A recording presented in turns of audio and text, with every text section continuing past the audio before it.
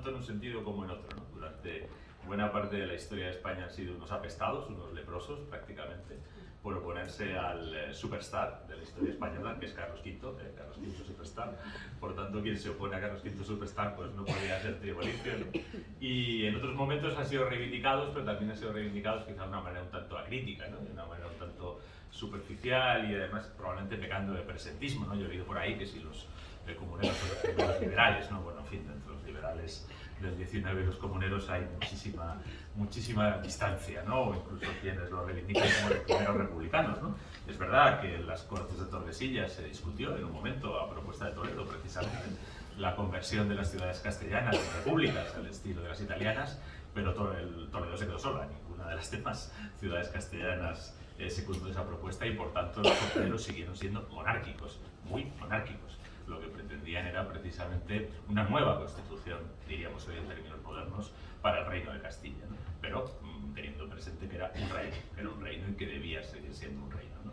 Lo que discutían era la ejecución o la ejecutoria, mejor dicho, del titular en ese momento de la corona, que era Carlos I y luego V de Alemania, y proponían otra manera de gobernar el reino, que además se la proponían al propio titular de la corona, que le enviaron memoriales, emisarios y demás, que fueron muy maltratados, por cierto, por el rey, ¿no?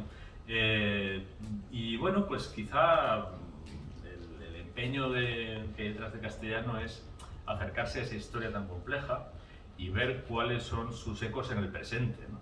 Y ver cuál es la herencia, la semilla que en cierto modo ha podido dejar la memoria de las comunidades no solo en el pueblo o en la forma de ser del pueblo de Castilla, sino en el pueblo y la forma de ser de España como conjunto, ¿no? Porque muchos de los principios y muchas de las reivindicaciones que están en la base de la revuelta comunera son reivindicaciones y son tomas de posición política y respecto de la gestión de los asuntos públicos que reaparecen en otros movimientos que ya son nacionales, ¿no? Es decir, aunque no podamos considerar que los liberales del 19 defienden exactamente lo mismo que los comuneros, sí es verdad que los invocan y sí es verdad que algunas de sus ideas principales, pues entre otras la soberanía nacional, es decir, trasladar el peso de la soberanía del monarca a la nación, es compartida con los comuneros, ¿no?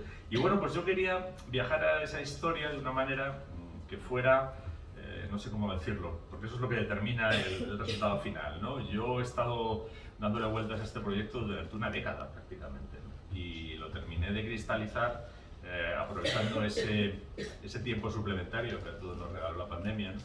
Y en ese momento pues fue cuando decidí apartarme de otras opciones que había barajado en su momento, ¿no? Como hacer, y luego podemos hablar de ese tema, una novela histórica de corte más clásico, ¿no? Siguiendo más o menos el molde decimonónico, ¿no? Que está establecido por los Dumas, Tolstoy, etc., ¿no? Y Galdós. No solo Galdós, porque también trató mucho el tiempo. Y Galdós, efectivamente, ¿no?